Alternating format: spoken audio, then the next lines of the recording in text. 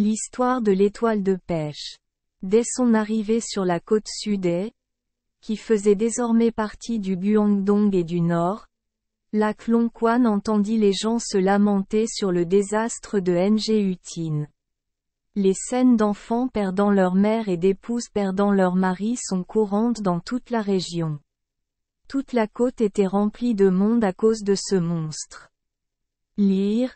L'histoire parle d'un gros poisson qui a vécu pendant d'innombrables générations, voyageant souvent dans une vaste mer, qui est aujourd'hui le golfe du Tonkin. Son corps mesure plus de 50 pieds de long, sa queue ressemble à une voile et ses pattes sont disposées en 2 rangées des 2 côtés de son corps comme les pattes d'un mille-pattes. L'étoile poisson a une très grande bouche qui peut avaler jusqu'à 3 personnes à la fois. Sa magie est extrêmement étrange et peut se transformer de centaines de façons que personne ne peut prédire. Il est là depuis longtemps, je ne sais pas quand, à chaque fois qu'il passe, il y a du vent et de la pluie, et c'est difficile pour les bateaux d'éviter les accidents. Le poisson aime manger de la chair humaine. Les personnes qui pêchent dans les mers et les lacs au large subissent des préjudices. Ils doivent faire des affaires en secret près du rivage, mais parfois ils ne peuvent pas s'échapper car Ngo Tien est très sensible. Chaque fois que je vois l'ombre du monstre, les gens sont remplis d'excitation et la mort est fermement entre leurs mains. La résidence de Ngo Tien est une grande grotte reliée au fond de la mer. Au-dessus se trouve une imposante chaîne de montagnes rocheuses qui sépare la région côtière en 2 régions. Ngo Tien remplit alors la mer de rochers, rendant le détroit très étroit. Les civils des 2 régions ne peuvent s'empêcher d'interagir les uns avec les autres. L'ascension de la montagne est longue et raide, seul le bateau est le plus pratique.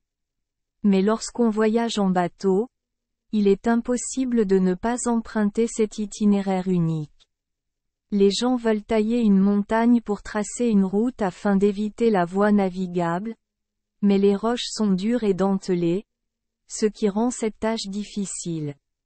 Ainsi, lorsqu'un poisson se trouve dans la grotte, la bouche ouverte pour sentir le bateau qui passe, les vagues roulent sur le bateau, ce qui rend difficile la fuite de la victime. On dit qu'il était une fois un ange qui semblait tailler le rocher pour ouvrir la voie, permettant aux gens de voyager facilement par la route. Lorsque l'étoile de poisson a vu l'ange toucher son antre, il s'est mis en colère, mais il savait aussi qu'il n'était pas un ennemi de l'ange, alors il a trouvé une astuce pour les faire laisser leur travail inachevé. Il a fait voler un poulet blanc vers le haut de la montagne et du corbeau 3 fois. L'ange était en train de creuser lorsqu'il entendit soudain le chant d'un coq signalant une rencontre du ciel. Alors il abandonna son travail et se précipita au ciel. C'est pourquoi la montagne est toujours haute, bloquant le chemin. C'est pourquoi aujourd'hui il y a encore des traces de pierres ciselées inachevées. Les gens appellent cet endroit Buddha Beach comme s'il appartenait maintenant au Guangdong. Parlant du lac Long Quan depuis son arrivée, en écoutant l'histoire de Ngo Tien. Puis il s'est mis en colère et déterminé à exterminer le monstre marin. Le dieu fit alors un grand bateau et forgea un bloc de fer avec de nombreux trous horizontaux et verticaux à l'intérieur. Ensuite, le dieu a fait bouillir ce bloc de fer et a ramé le bateau jusqu'à l'entrée de la grotte de l'étoile de poisson. Il a fait semblant de tenir une personne et l'a tenue comme s'il la jetait à l'étoile de poisson pour qu'elle la mange. Dans la grotte, lorsqu'il écoute des bruits, les poissons ont l'habitude de relever la tête et d'ouvrir la bouche pour accueillir leur proie. De façon inattendue, Long Quan a jeté un bloc de fer rouge du bateau. C'était la première fois que Ngo Tien était trompé et aussi la première fois que Ngo Tien était follement en colère. Il essaya de cracher cet objet dangereux et sauta pour combattre Long Quan. Long Quan sauta à l'eau pour riposter. Les deux camps se sont battus très violemment. Le champ de bataille s'étendait du nord au sud. À cette époque, les gens ne voyaient que des vagues et des vagues, de l'eau éclaboussant comme une tempête. La bataille dura 3 jours et 3 nuits. Du côté de Long Quan, le dieu de la mer l'a aidé à arrêter complètement la tempête et à bloquer la voie à Nguyen pour s'échapper dans la mer. L'aura de Nguyen était très féroce au début, mais progressivement sa force s'est affaiblie et son œsophage a été brûlé, alors il a dû changer de position d'attaque en position de défense. Long Quan l'a poursuivi et a finalement tué Nguyen et l'a coupé en 3 morceaux. Au bout de la queue, le dieu prit la peau et l'étendit pour la faire sécher sur une île au milieu de la mer.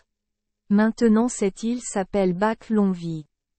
Pendant ce temps, la tête de Nguyen s'est transformée en un chien brisé, a utilisé des rochers pour bloquer la mer, puis l'a poursuivi et l'a tué, jetant sa tête sur la montagne.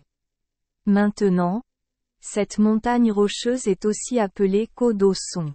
Quant au corps de Nguyen, il a dérivé vers le pays actuel de Man Co, également connu sous le nom de Cô Man Co. Merci les enfants des Esperluette Croisillon 39.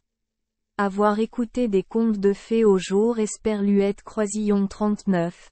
8. Espérons que les histoires apporteront aux enfants des moments heureux et significatifs. Si vous aimez notre chaîne, veuillez appuyer sur le bouton S Esperluette Croisillon 39. Abonner, pour ne manquer aucune histoire intéressante. Je vous souhaite une bonne nuit de sommeil et de beaux rêves. Rendez-vous dans la prochaine histoire.